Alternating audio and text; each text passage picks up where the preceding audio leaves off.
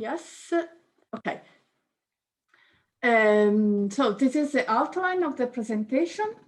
I'll talk about how a real case scenario, which is located in a road which is a corridor to Cagliari, the most important city in Sardinia.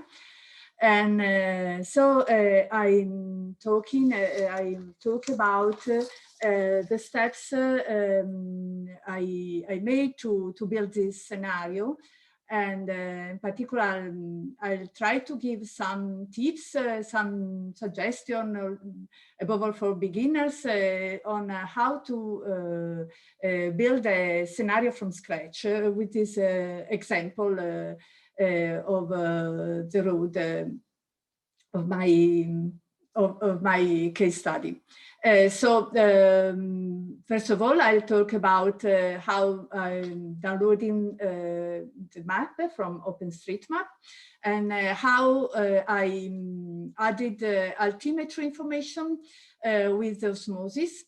And then I'll go quickly through all the steps with Sumo. So netconvert, polyconvert, OD2 trips, duarouter, sumo, dualterate, sumo-gui, sumolib.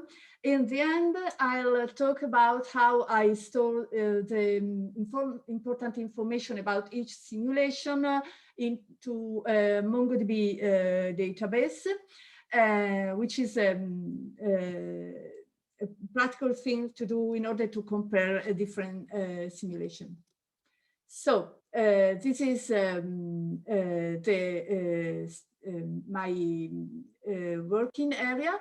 The road of this scenario is called S195, and it is this one along the coast. It's a corridor to Cagliari.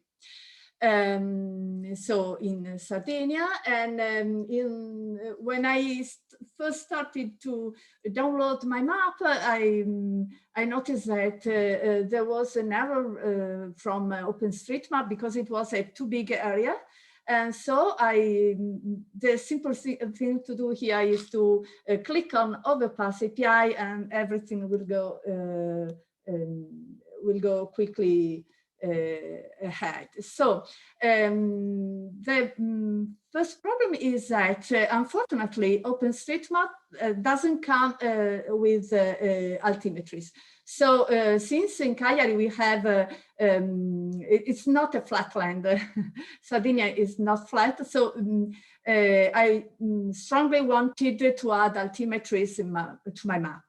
And to do this, I had to, there are different ways to perform this task, but I describe what I did. I downloaded from Shuttle Radar Topography Mission a file which had these altimetries.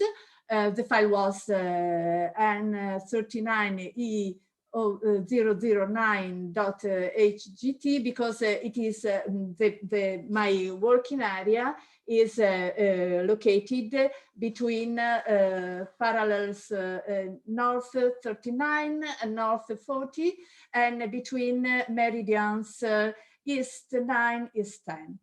And so then I had to install Osmosis. I work on Ubuntu, the famous Linux distribution. So I had to install it with sudo apt-get install Osmosis. And then I had to check the validity of my map file, and also with Osmosis. And then I could run the Osmosis command with the flags in particular here, the tricky thing is that it must be specify the name of the tag bringing the information about the altimetry. But specifying this tag name, the output file comes with this extra tag, which has two attributes, key and value, of course. And the key, as I wanted, is called with the string ELE. And the value is the height from the sea level. And so I could get my map file. So now start the part with Sumo. Because Sumo is provide the user with many tools, many command lines, and this is the first step is to import the OpenStreetMap file into the world of Sumo. So from my OpenStreetMap file, which is an XML but compliant to a different XML schema, I had to I called the netconvert command to get the proper format of my map. But I wanted altimetry, so I had to add an extra flag to the command line netconvert, which is this osm.elevation set to true. This way I could have my output file, which is the one with the altimetries.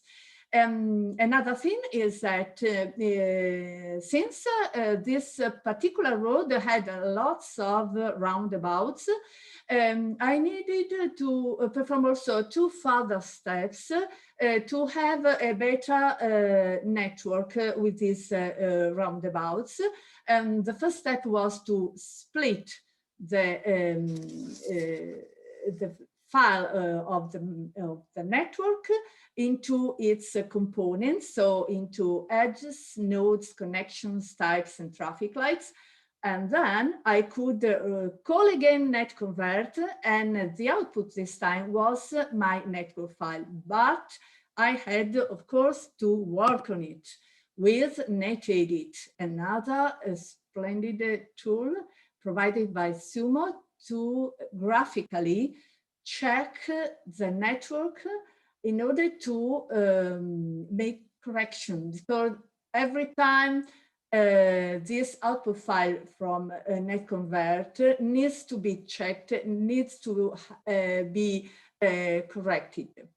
There can be extra lanes or missing lanes, and there can be some small changes to be done.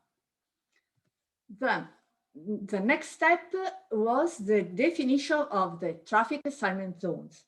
In fact, I had some information about origin destination matrices. And so I knew that I had to graphically define the zones corresponding to this movement of the vehicles. And to do this, I use QGIS. With QGIS, I define a shapefile. The shapefile could be imported into Sumo world using another command line, which is polyconvert. With polyconvert, I could have an XML file with the information about the traffic assignment zones to be used in the simulation. And but I had to work with this in this file because I had to replace the tag. The name was additional, and I had to replace it with TAZs.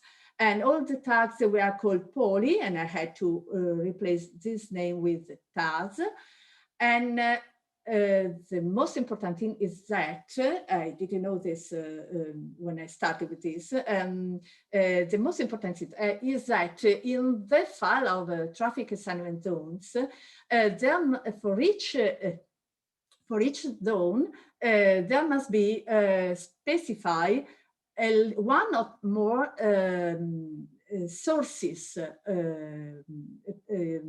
edge, which where the edges from where the vehicles should have started, and also the edges where the vehicles were supposed to end the routes, the itineraries.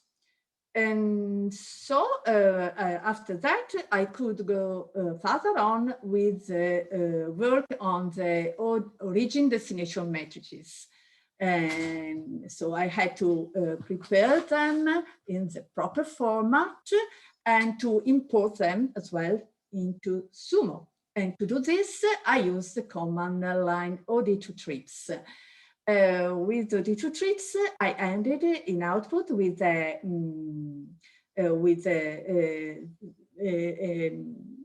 file, which is a list, an XML file as well, but it is a list of trips. So with the departure time and traffic assignment zone of origin and traffic assignment zone of destination. An important thing to know here is that this command must be run for each type of vehicles in the simulation. I had origin destinations for different time of the day and for two kinds of vehicles, cars and trucks, heavy vehicles in general. So I had to run this twice.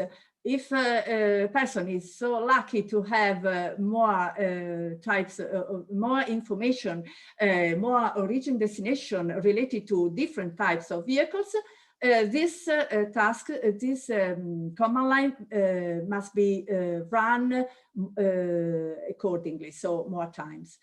And then the next step was to call duarouter. Duarouter transform the file of the trips built with the OD2trips into the files of the routes. So in particular, I could take this input, gives to duarouter as input the list, the comma separated list of my trip files. So the one for the car, the one for the trucks for a certain time of the day. And I could have in output the route. So here I had, here is a sample of the file where I had the vehicle ID, the type of the vehicle, passenger is the name for car inside Sumo, and departure time, and the origin of the traffic assignment zone of origin of the movement of that car, traffic assignment zone of destination, and the route. So the exactly sequence of edges of the route of that particular vehicle. With this file, I could call Sumo. Sumo, with the command which actually run the micro simulation. And using Sumo or using sumo-gui is the same. The only difference, a great difference actually, is that sumo-gui provides the user with a graphic user interface where it's possible to watch the simulation while it is running. So the vehicle going around the network. Here, so with the simulation, it's possible to, of course, to set all the parameters for the simulation, routing algorithms, time to impatience, many parameters. Here it was important also to define the start time and end time of the simulation. Otherwise, the simulation will not show any vehicles going around. And this could be quite disappointing. And so I could have a lot of output files. The user can have different type of output files. It must be specified in the command line. So here I highlighted the files I used to have as output. The SCD output actually is particularly big. So normally it is not wanted for each simulation as output, because it has the position of each vehicles in the simulation at each instant of simulation. So it is some gigabytes of size. But the other file, trip-info output, duarouter output, and summary as really precious to get important information about the simulation. So here I just wanted to tell that once the first time duarouter is run, it's possible also to have to run the dualterate.py, which is a Python script provided by Sumo platform as well. This Python script is able to run the iteration in order to have the dynamic user equilibrium algorithm. It's possible as input to define the max convergence deviation wanted, so to set it as a threshold, and to define the sumo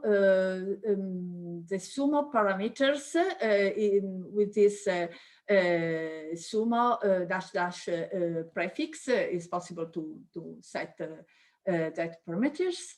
And then to have the iterative algorithm performed by all by this script. So it's very useful. Yeah, sorry, you got 3 more minutes. Yes, thank you. So this is just to show how to have some more readable simulation with the sumo-gui. Just for instance, it's suggested to set the color of each car according to the speed. This way it's possible to immediately check if a car has been stopped by the traffic jam, for instance, or at an intersection, I don't know. And so here is just a screenshot of the simulation I obtained. But I wanted to say, this summarizes all the steps I performed with Sumo, which strongly depend on the type of data set I had, because the algorithm to be chosen is related to the data set which is available as input. And so I had this output, so I built a network, imported the TAZs, traffic assignment zones. I imported the matrices. I ran the duarouter, so I got the router. I ran the simulation. I had the output file. My problem was that with this output file, I needed to a way to compare all the output of my simulation.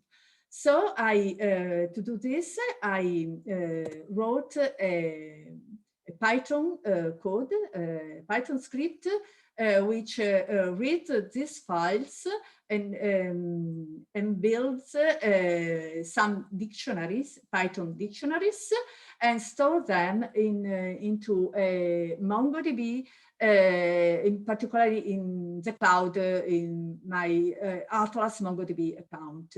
And to do this, I performed this in practically in 5 steps. The first one, to read the simulation parameters. The second one, to read the traffic assignment zones names, which was useful in order to avoid to have to remember each time, oh, what was the traffic assignment zone 39? I didn't remember the name. So this way I could see the name of the traffic assignment zones. And then I built the statistics dictionary from the summary file. With all the statistics, which are key performance information indicators. Then the first step was to build the dictionary about information related to each vehicle. And then the 5th step was to store all these dictionaries into the MongoDB database.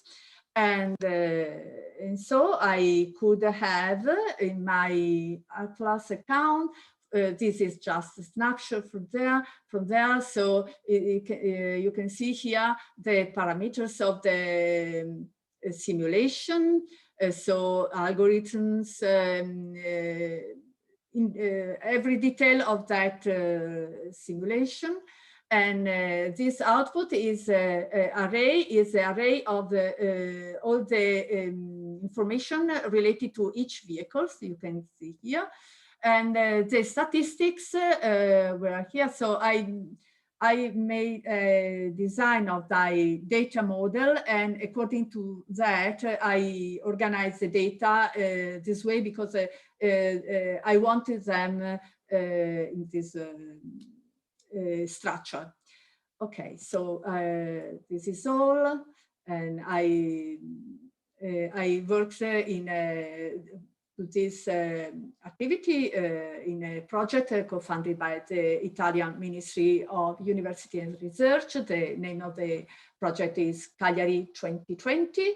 And the data set were provided by MLab, which is, they provided me with the origin destination matrices. And so they allowed me to develop all these activities. So the special thanks go to them. And thank you for your attention. I'm available for any questions about this presentation.